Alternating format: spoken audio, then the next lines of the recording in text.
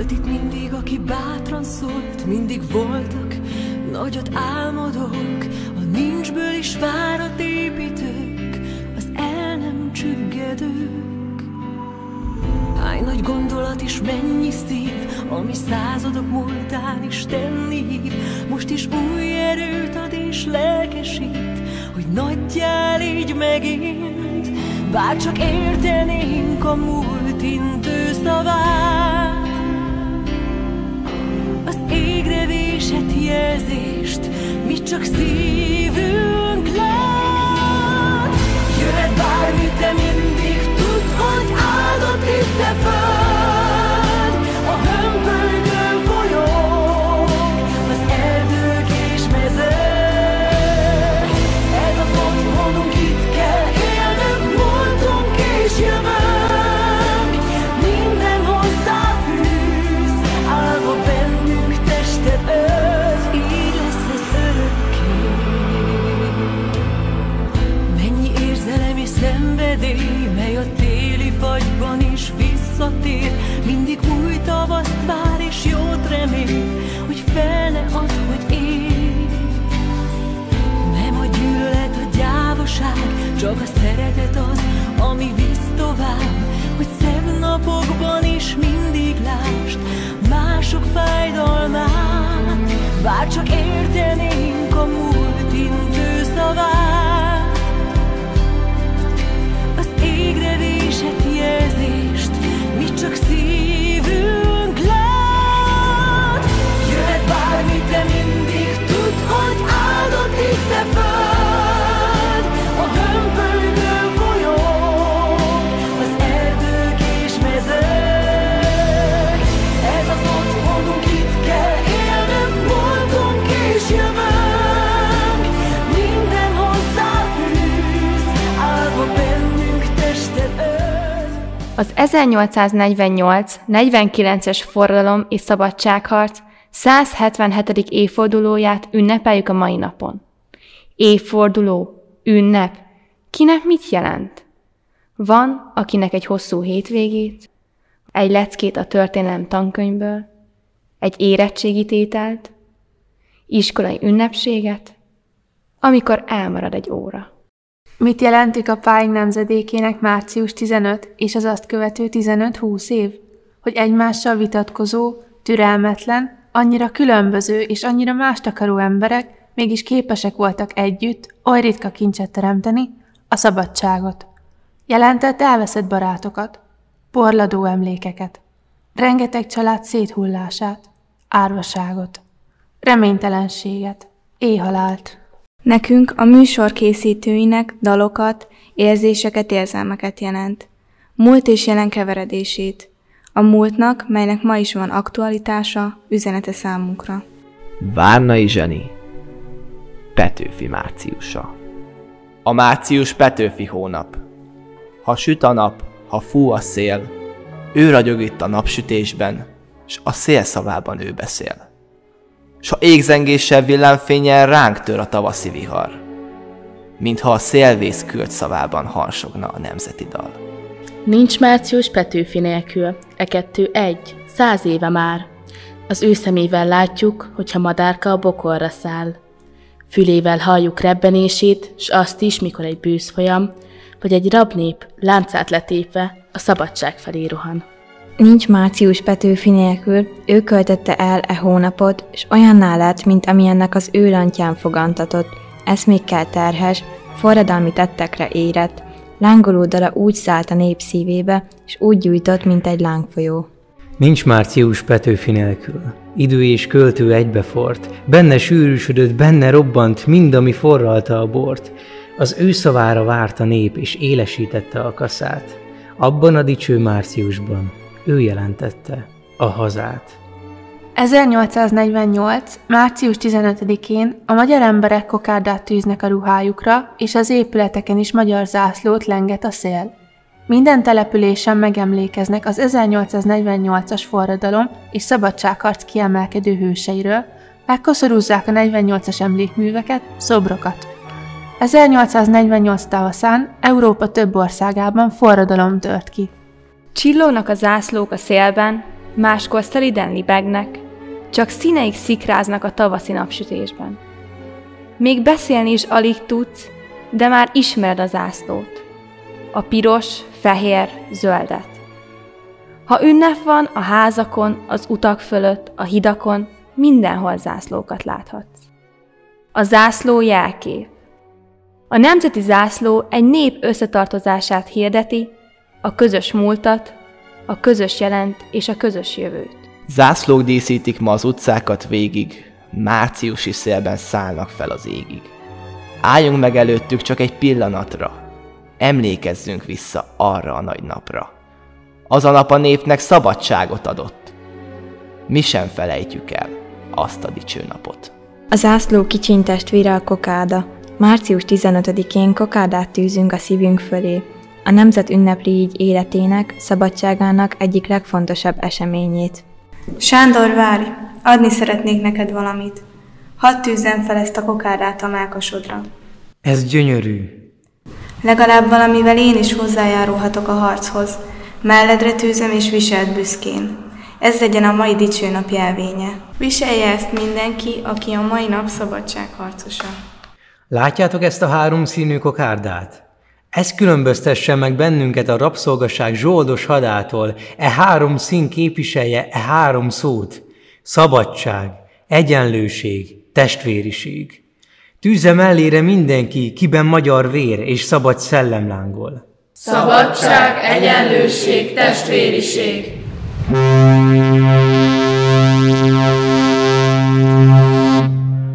Megjött Pozsonyból a hajó? Mi híreket hoz vajon? Pozsonyból jövök, Bécsben kitört a forradalom. Az osztrákok elkergették Metternich kancellárt. Szörnyűség!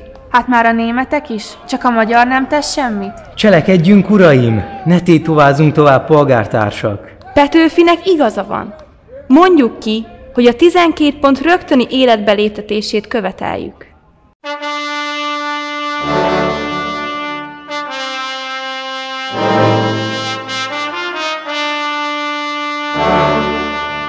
Az akkor még csupán 100 000 lakosú Pesten a Pilvax kávéház volt a legnépszerűbb találkozóhelye az egyetemistáknak.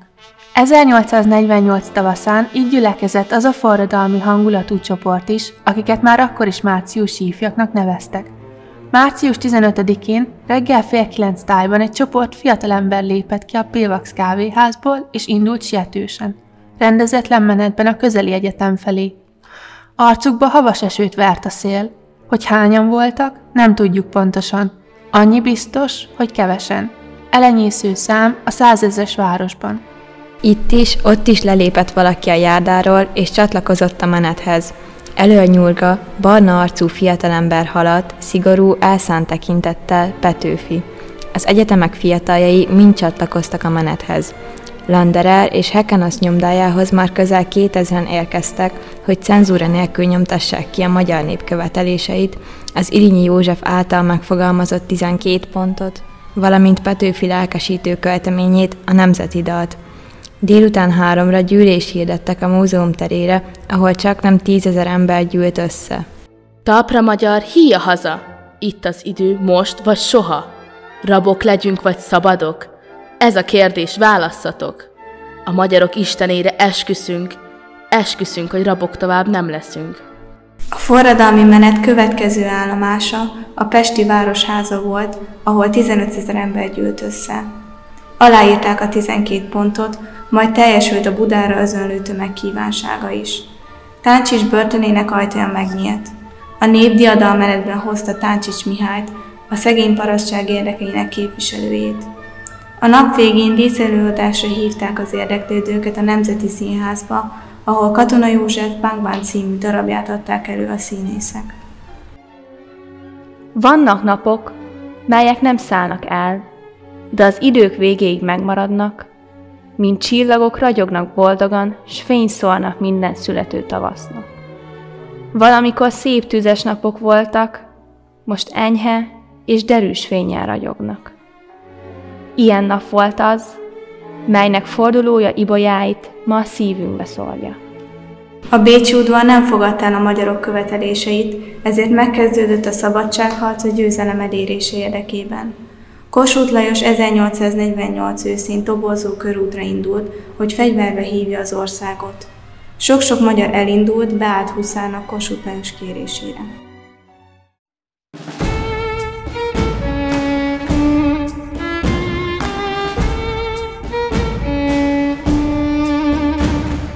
Kossuth Lajos azt üzente, elfogyott a regimentje, ha még egyszer azt üzeni, mindnyájunknak el kell menni, éljen a magyar szabadság, éljen a haza.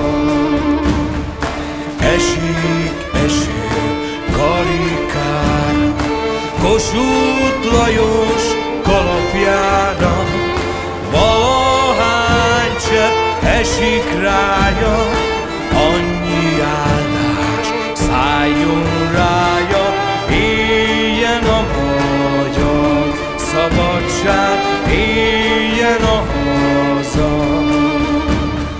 Kossuth Lajos író-diák, nem kell néki gyertyavilág, megírja ő a levelet a ragyogó csillag mellett, éljen a magyar szabadság, éljen a haza. Uraim, kérni jöttem tőletek, midőn lelkes soraitok szemlélem, szűnik bensőmben a kétség, nem marad védtelen szegény árva hazánk. Veszélyben a haza, sorsdöntő órák előtt áll nemzetünk. A kérdés az, hogy veszni hagyjuk kivívott jogainkat, függetlenségünket? Odahajtjuk büszke magyar fejünket a császári karma alá? A válasz nem. Én esküszöm az igazságos Istenre, hogy hazánk szabadságából elrabolni egy hajszányit nem engedek. Ha magyar vér folyik, folyjon a szabadságért, ne idegen célokért, és ne idegen földön. Most, hogy titeket látlak, tudom, hogy oly hatalmas a nép, hogyha fölkel és összetart, Magyarországon a pokol kapui sem vesznek erőt. Harcunkhoz adjon erőt a magyarok Istene, hitünk igazsága, népünk szabadság szeretete. Ki a zászlót az utcára, aki legény mind alája? Elég volt a tömlöc börtön jobbágynak az úri földön. Deres robot idejének vessünk mindörökre véget. Hely, legények, lóra, lóra! Így szól Kossuth toborzója. Föltámadott a tenger, a népek tengere, ijesztve eget földet, szilaj hullámokat vett rémítő ereje. Látjátok ezt a táncot? Halljátok e zenét? Akik még nem tudtátok, most megtanulhatjátok, hogyan mulat a nép.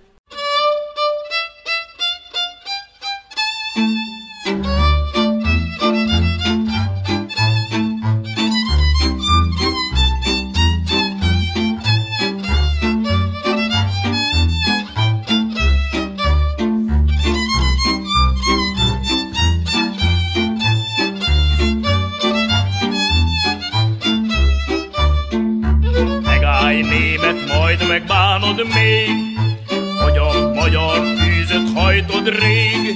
Majd, ha egyszer a magyarnak kedve támad, kiporolja a bundádat. Majd, ha egyszer a magyarnak kedve támad, kiporolja a bundádat. Bécsvárosban sír a német jaj, Bécsvárában könnyen éri baj. Hús a német, mert a lajtán hetek óta áthallik a Kossuth nóta. Hús a német, mert a lajtán hetek óta áthallik a Kossuth nóta. Ismét magyar lett a magyar, kardot ragadt kezébe, kardján a napsugár ragyog, s bátorság a szemébe. Ismét magyar lett a magyar, lángol, piroslik arca, kitűzött zászló mindenik, amely jelt áld a harcra. Ismét magyar lett a magyar, a síkra állt vitézül, és a világ, a nagy világ csodákat látni készül. Ismét magyar lett a magyar, s világ végéig az lesz. Vagy iszonyúan és dicsőn mindegy szálig elvesz. A tavaszi hadjárat sikereket hozott.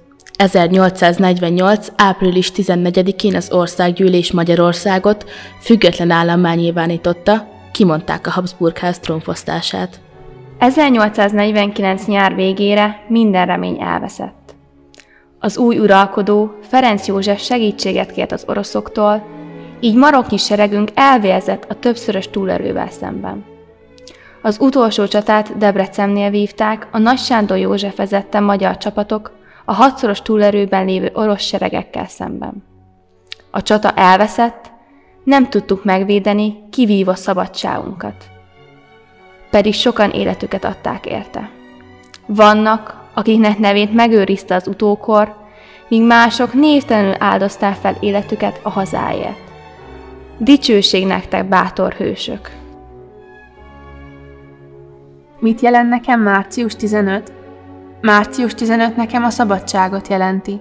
A szabadság olyan, mint a napfény. A szabadság olyan, mint a szellő, egy mosoly, egy simogatás. A szabadság azt jelenti, hogy mások szemébe nézhetek. A szabadság azt jelenti, hogy szabadon nevethetek és sírhatok. A szabadság azt jelenti, hogy szabadon álmodhatok. A szabadság azt jelenti, hogy szabadon szerethetek.